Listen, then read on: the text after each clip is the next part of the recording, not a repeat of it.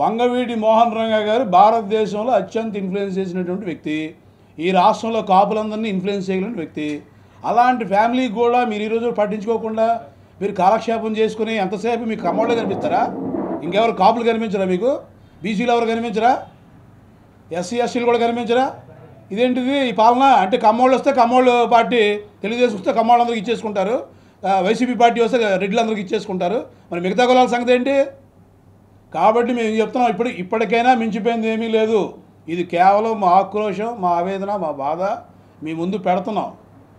ఇక ముందు రాబోయే రోజుల్లో పెట్టే పరిస్థితులు అయితే ఉండవు. మళ్ళీ మీరు అధికారాన్ని కోల్పోయే పరిస్థితులు వస్తాయి. కాబట్టి మళ్ళీ మీరు రాజ్యాధికారంలోకి రావాలంటే ఖచ్చితంగా కాపులకి మీరు న్యాయం చేయాలి. కాపు కార్పొరేషన్ ఏర్పాటు చేయించాం, చంద్రబాబు నాయుడు గారు ఏర్పాటు చేశారు. 10 జిల్లాలు తిరిగి 11 జిల్లాలు, తూర్పుగోదావరి జిల్లాలో పెద్దాపురంలో సంవత్సరానికి 1000 కోట్లు చొప్పున 5000 కోట్లతో 2016, 17 ఏర్పాటు చేయించాం. ఆ కాపు కార్పొరేషన్కి మొన్న అప్లికేషన్స్ అన్నీ తీసేసుకుని ఈ రోజుకి అప్లికేషన్స్ ఇంకా డబ్బులు వేయలే. దేనికి పెట్టారు మీరు కాపు కార్పొరేషను? సంవత్సరానికి 2000 కోట్లు అన్నారు. ఎంతని మీరు శాంక్షన్ చేశారు ఈరోజు వరకు? మీకేం గుర్తులేదా? బాధ్యత లేదా? మరి ఆడవాళ్ళకి ఫ్రీగా మీరు ఉచిత బస్సు ప్రయాణం కల్పించారు, ఇంకా అనేక సంక్షేమ పథకాలు పెట్టేస్తున్నారు, అందరికీ చేస్తున్నారు. ఒక కాపుల పట్ల మీకు ఎందుకు మీకు ఇంత క్షుద్బాధ ఎందుకు? ఇవాళ కాపుల పట్ల మీకు ఎందుకు ఇంత వివక్షను అడుగుతున్నాం మేము. మీరు అధికారంలోకి రావాలంటే మా ఓట్లు కావాలి, ఆ తర్వాత విషయాలు మీరు పక్కన పెడతారు. ఇవాళ బీసీ కాపు సంఘాలకి నేను బిల్డింగ్స్ కన్స్ట్రక్షన్ చేయడానికి అన్ని జిల్లా కేంద్రాల్లో స్థలం 1 ఎకరా స్థలం ఇచ్చారు.